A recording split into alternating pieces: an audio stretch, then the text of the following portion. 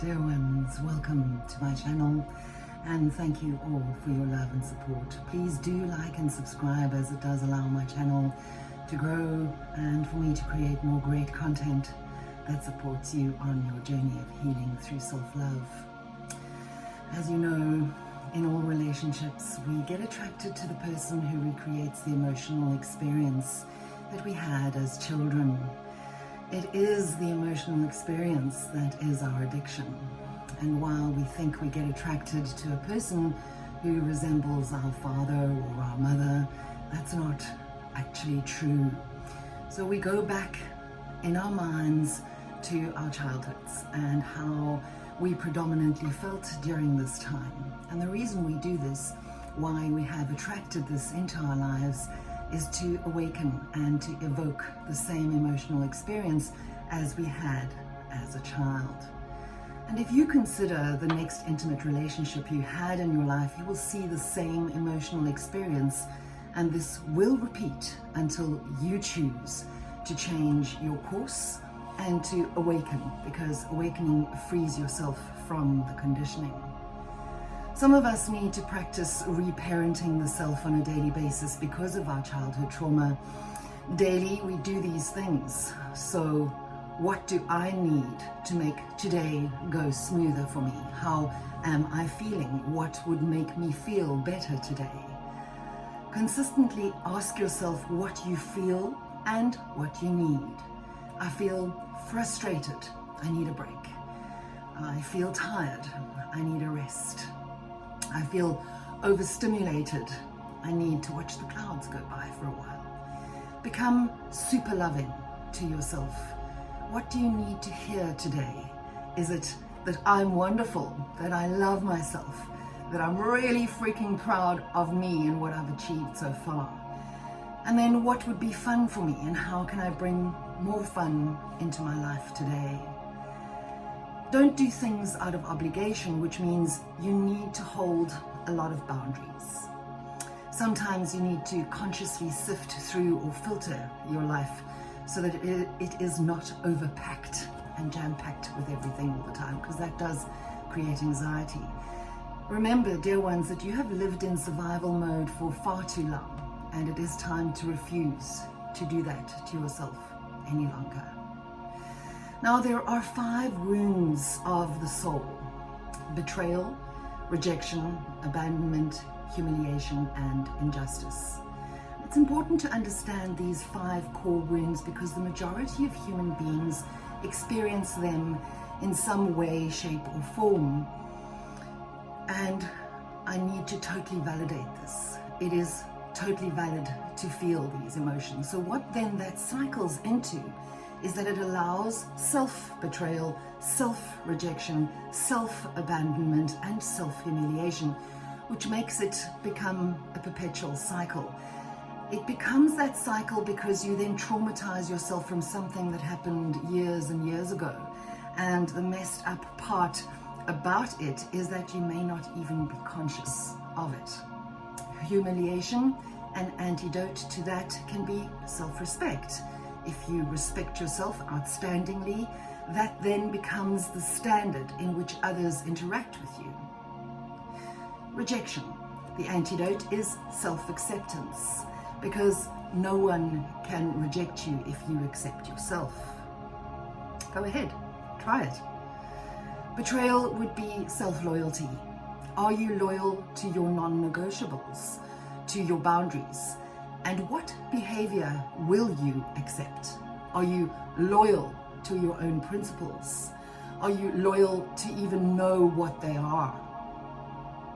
Abandonment. The antidote is self-love. Another thing to do for injustice could be forgiveness. Again, keep in mind that forgiveness is for you, for yourself.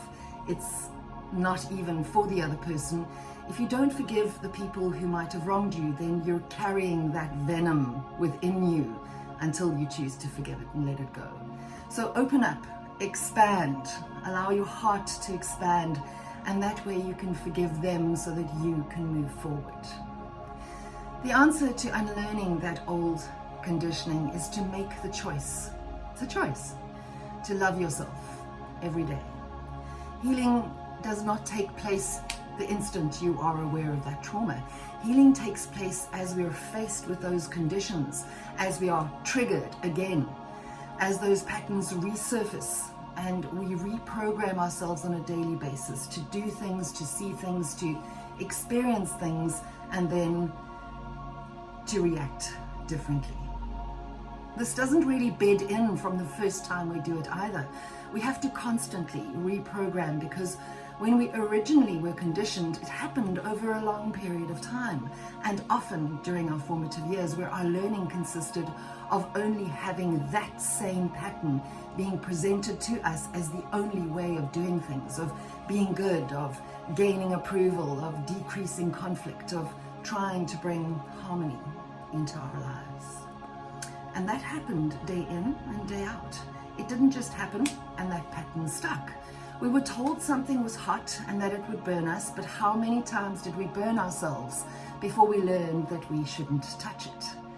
Unlearning and healing from these experiences takes time, and it takes conscious effort every single day, so that the old pattern can be completely obliterated and a new pattern, one that better serves us, is consolidated in our instinctual reference, so that we no longer have to consciously think about it to change it, but that it becomes part of our personalities.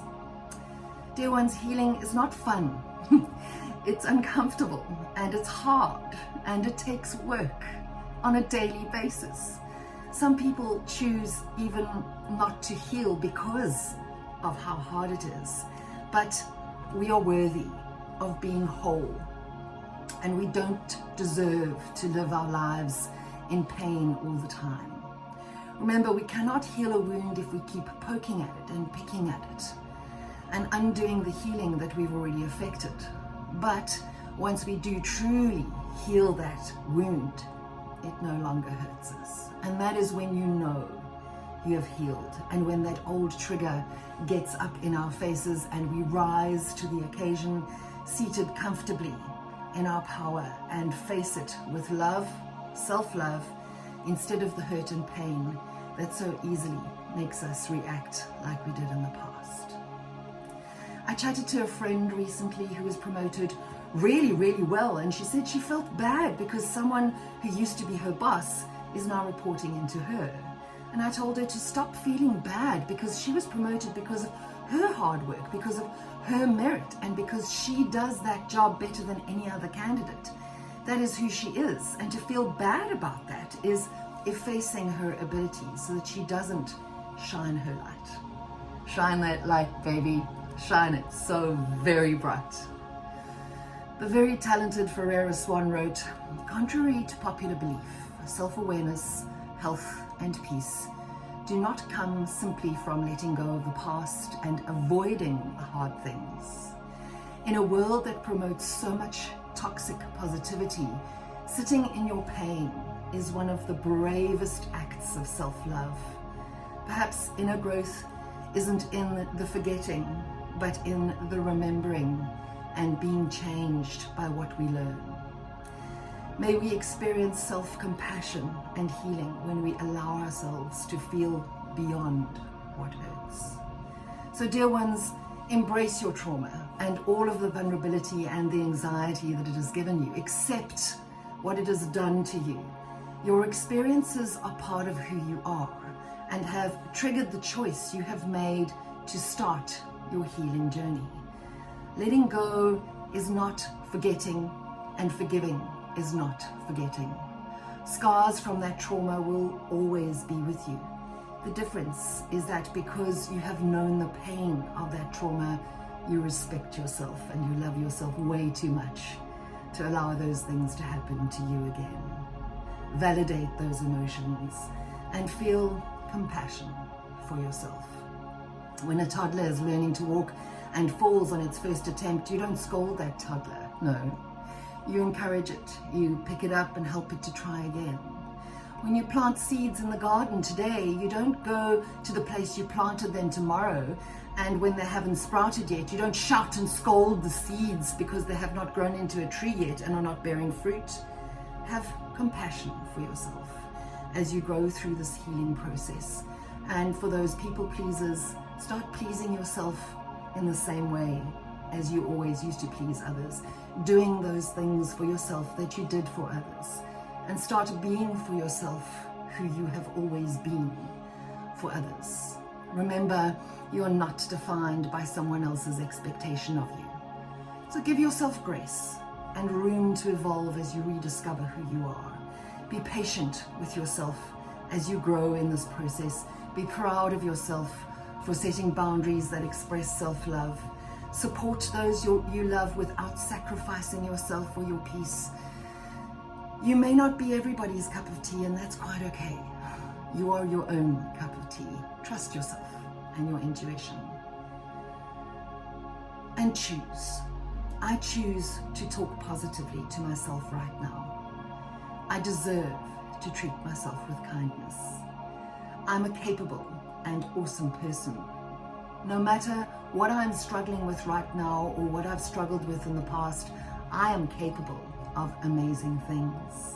So I choose to believe in myself and allow positive self-talk to flow into my mind, and I choose to speak to myself kindly today.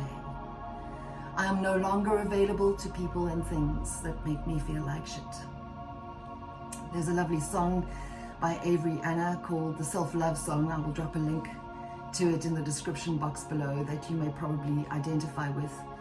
And although the song is quite thought and emotion provoking, the punchline comes right at the end of it. You are the only person who can allow yourself to love yourself, and only you can choose to love yourself. Be on the other side of you. Be open to receiving the love you normally give so freely to others. Right now, right this minute. Right, dear ones, let's see what our sweary affirmations have for us today. What are you waiting for? Get out there and fucking do it. Meet up with a friend and have a good bitch session.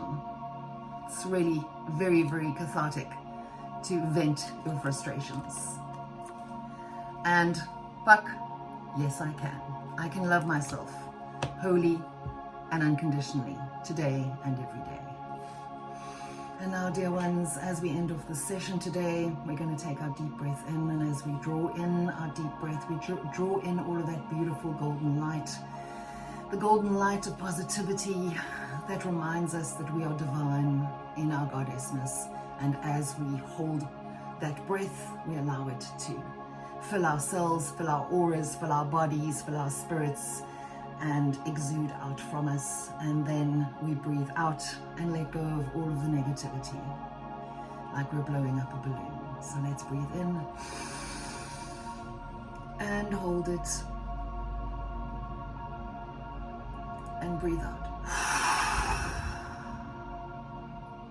Dear ones, love yourself unconditionally today. Be well.